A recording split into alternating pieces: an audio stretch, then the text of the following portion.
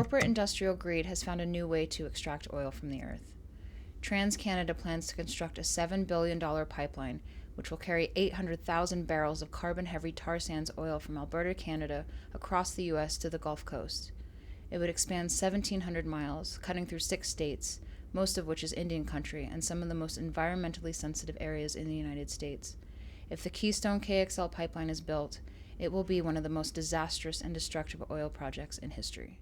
The construction of the pipeline will barely affect the job availability for the United States and will not lower gas prices. According to a study done by Cornell University, only 2,500 temporary construction jobs would be created over the course of 2 years. Gas prices are predicted to remain the same, as much of the oil will be exported to foreign countries. These myths of job increases and lowered gas prices have Republicans, labor, and industry groups criticizing President Obama for not greenlighting the project. My name is Amber Morningstar Byers, and I am Oklahoma Choctaw. My name is Matthias Hanolt, also known as Bluebird or Shri of the Zuni people.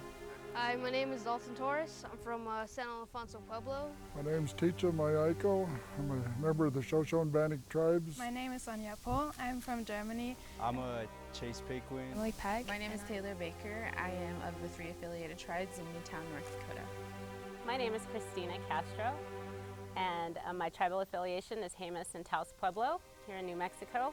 This is my daughter, Maisie Jade Castro Harris, and she is 1 year old. My name is Kendrick Spigay. I am from the Navajo Nation. My name is Rylan Vicente, and I'm from Phoenix, and I'm Navajo. My name is Kelsey Drake, and I am from the Navajo Nation, full-blooded. My name is Ali Moran, and I'm from the Cheyenne River Sioux tribe. And I stand against the KXL Pipeline.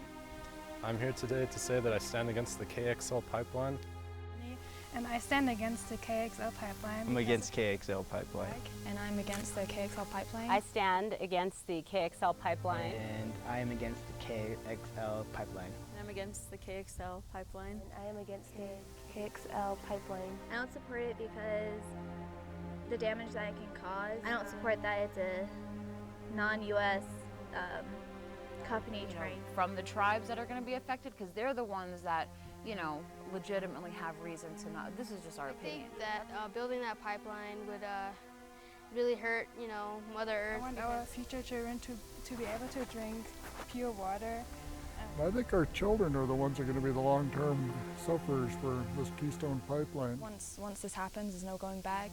There's no reversing what's happening. And I do not think that is environmentally, it's not good for the environment, like at all. Before and after pictures are horrible. And that going through reservations, us being in poverty already, is not going to help us at all. And if something were to happen bad, I mean, who would be responsible for it? They have so many other ways to build a pipeline, but they choose to put it on a reservation. Well, the first one is going to school and getting an education. Regardless of what my major is, I'm still getting educated so then I can try and help out my community in whichever way possible. And with the pipeline going through, I'm learning more about the treaties that are supposed to prevent it from coming through. And I think it's an atrocity, and it saddens me that in this day and age there are still people that have absolute disregard for Mother Earth and her resources. To stand up and say, no, we're not going to let this happen to our land and to our people. While there are temporary benefits, the possible long-term consequences of letting this pipeline be built are pretty horrendous, not only to the surrounding people and communities, but to our Mother Earth. Effects it has on the environment outweigh the momentary benefits. Because as a mother, I think about the future I want for not only my child, but for the future for all children. And I think if we are to let this pipeline go through our nation and our Indian country, it will set a precedence for even more environmental destruction. If everyone gets together, I think it can be changed in a good way. And so I take a stand for my daughter and the future generations against the KXL Pipeline. It's very bad for the environment, and it's not really benefiting anyone in the United States except for foreign countries. Right now, my tribe, they're protesting against the Keystone XL Pipeline. A lot of my relatives and tribal leaders were out in Washington, D.C. a few weeks ago for the big protest out there. It's going to create jobs.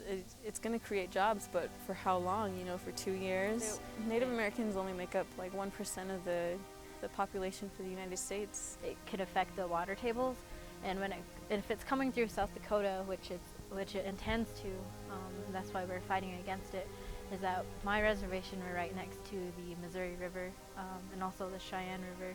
And so, therefore, if it were to be passed and the Keystone XL Pipeline was to run their oil pipelines through our land, then ultimately the risk at that is our people's health and tainting the water sources. I think it's important that we defeat this. Help would be awesome on this project to stopping the Keystone Pipeline. This cause is dear to my heart, as it is a lot of students here at IAIA, and I think what we're doing is a good thing.